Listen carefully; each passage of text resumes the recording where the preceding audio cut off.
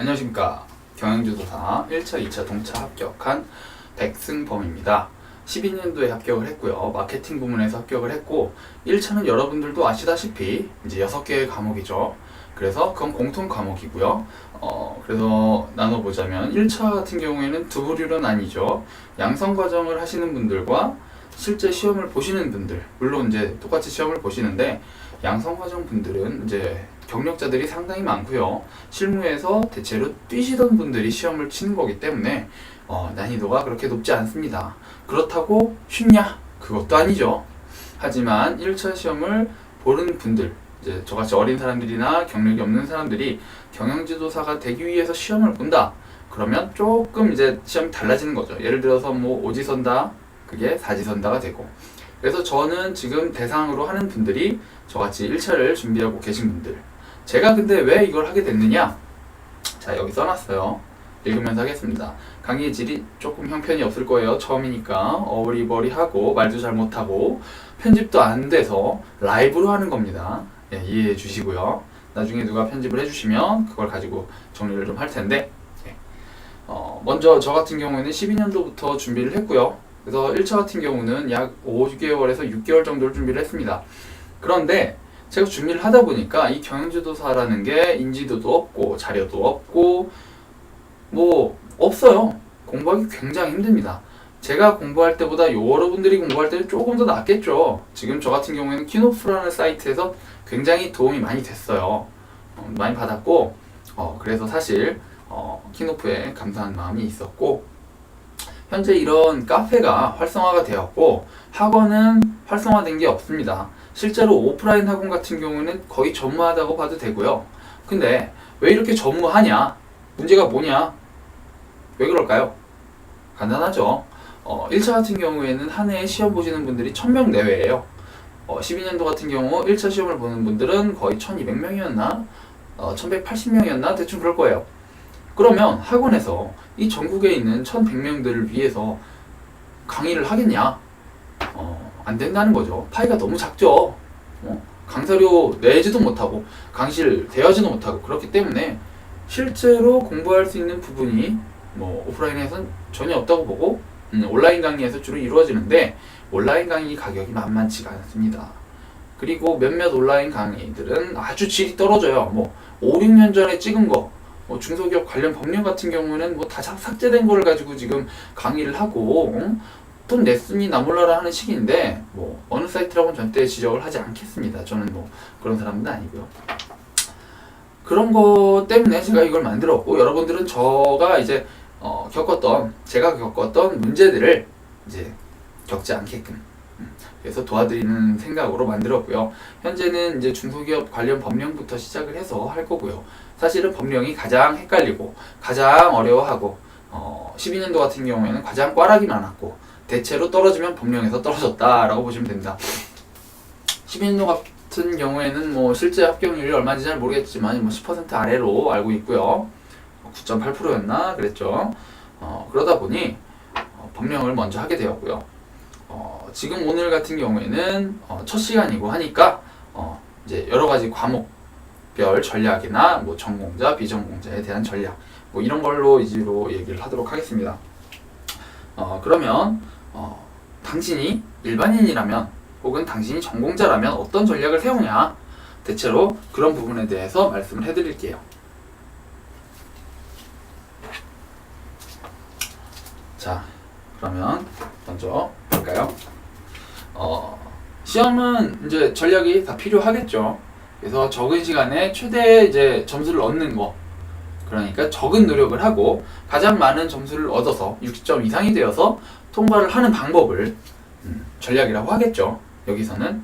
그래서 개개인마다 이런 전략을 세우는 건 당연히 차이가 있을 테고 여러분들이 일반인이라면 어떤 전략을 세워야 할까요? 위에가 전략이고요. 아래 이제 비전략 과목이겠죠. 그래서 대체로 세우는 게 이렇습니다. 왜 5과목이요? 하시는데 영어는 뭐 개인차가 크니까 전략 비전략에 넣지 않겠습니다. 저 같은 경우에는 영어를 뭐 잘하는 편은 아니고 못하는 편도 아니고 그저 그래요. 말만 할 줄 압니다. 자, 저 같은 경우는 또 비전공자였죠. 한국체육대학교 출신이고 경영학 회계학은 시험을 준비하면서 처음 겪었는데 미치는 줄 알았죠. 어렵습니다. 어렵고요. 저 같은 사람한테는 더욱 어려웠고 수학을 안 했으니까. 자, 보면 저의 전략 과목은 뭐였냐? 중기법이라 그러죠. 줄여서 중소기업 관련 법령, 그 다음에 조사 방법론, 마케팅 관리론에서는 마케팅 파트에서는 이제 마케팅 조사론으로 나오고요. 그 다음에 기업 관련 이제 그런 거였죠. 여기서 보면 뭐냐, 기업 진단론, 버벅거리네요. 죄송합니다. 기업 진단론이고요. 그 다음 비전략 과목은 뭐야? 회계학입니다. 그리고 경영학이었죠. 자, 전공자들은 뭐 흔히 이렇게 얘기를 할 수 있죠. 뭐 재무 부분에서 굉장히 강하신 분들, 그래서 이제 회계학 출신이나 경영학도 출신들을 얘기하는 거고요. 이분들은 뭐 이 두 과목은 꽉 잡고 있어요. 그냥 공부를 안 해도 됩니다, 사실. 그리고 이제 기업 관련 이제 이런 ROI, ROE 이런 거 나오는 거 다 이것도 뭐 이쪽 안에서 들어가 있는 거기 때문에 크게 어려울 게 없어요. 단지 이분들은 이 두 과목만 충실하면 되는 거죠.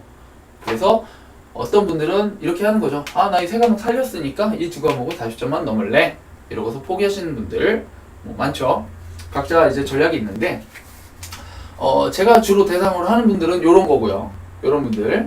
그래서 비전공자들 대상으로 합니다. 전공자들이야 뭐 굳이 안 하셔도 되니까. 그래서 보시면 대체로 이걸 포기를 많이 해요. 나 40점만 넘을래. 이런 절대 안 되죠. 제가 앞으로 이제 뭐 강의를 하겠지만 법령 같은 경우는 저한테 배우신다고 하면 좀 그렇죠. 제 강의를 보고 공부를 하시고 제 자료를 받고 공부를 하시는 분들은 100% 60점 이상을 보장을 해드립니다. 2011년도 전 시험 있죠. 모든 시험은 다 제가 정리한 자료를 토대로 공부를 하면 무조건 80점 이상이었어요. 평균이 85점이었어요. 근데 제가 2013년도 시험 몇 점 나왔냐? 60 나왔나? 65 나왔어요. 2012년도 시험에. 왜 그렇게 나왔냐? 제가 공부한 방식대로 안 나왔죠. 근데 제가 공부한 방식대로 공부를 하면 60점 이상은 무조건 나와요. 그래서 발목을 잡을 일은 없습니다. 그건 확실히 말씀을 해드릴게요. 그리고 조사 방법론 같은 경우에 저희 전략 과목이었고 1차는 85점이 나왔죠. 뭐 전략 과목으로서 충실했던 거죠. 80점이 넘었으면. 그리고 기업 진단론 같은 경우는 뭐 아마 이게 60점 나왔었나 그랬을 거예요. 그래서 저는 모든 과목 중에 60점을 못 나온 과목이 하나 있었는데 이게 바로 57.5 그러니까 60점에서 한 문제를 이제 틀린 거죠. 그래서 이게 57.5로 제 평균을 깎아 먹었다. 얘는 65 나왔어요. 60 나왔어요. 얘는 85 나왔고 얘도 한 65 나왔을 거예요. 영어도 뭐 한 60 나왔었죠. 위로. 근데 그럼 네가 무슨 법령에 자신 있다는 거냐? 혹은 기업 진단론에 자신이 있다는 거냐? 그러실 텐데 제가 말씀드리는 거는 제가 멍청해서 문제를 많이 틀린 거고 그거대로만 하면 사실은 60 이상 나오는 거였고요. 보니까 제가 난 무조건 60 이상이다 라고 이제 끝나고 붙긴 붙었는데 법령은 60 이상이다 라고 이제 판단하게 된 이유가 확실히 맞는 게 60점이었어요. 나머지 친구 다 틀렸습니다. 네, 다 틀렸어요 그냥. 뭐 어쨌거나 자, 전공자 같은 분들은 알아서 잘 하세요. 대체로 뭐 가끔씩 전공자분들은 이거 40점만 넘어야지 라고 공부하시다가 이제 30점대 나오고서 떨어지는 분들 있고요. 영어 같은 경우는 내가 왜 안 했냐? 영어는 말이죠. 뭐 하루 이틀, 한두 달 한다고 되는 게 아닙니다. 그죠? 1년 이상 꾸준히 쭉 하셔야 되고요. 저는 뭐 영어를 거의 포기했고요. 하지만 말하는 거는 좀 자신 있습니다. 예. 그래서 아무래도 조금 점수가 떨어지지 않을 점수가 나왔던 것 같아요. 그래서 영어 같은 경우에는 살짝 이제 터치를 하겠지만 제가 굉장히 존경하는 선생님이 한 분이 있고 그분이 쓰신 책이 있어요. 3030 뭐 있어요. 이런 거 말해도 되나? 근데 그걸로 이제 처음에 시작을 했고요. 그걸로 하다가 뭐 실력이 된 거죠. 잡설 그만하고 얘기를 해야겠죠 이제. 자, 그러면 중소기업 관련 법령 이 뭐 특징 같은 거를 제가 한번 얘기를 해보겠습니다.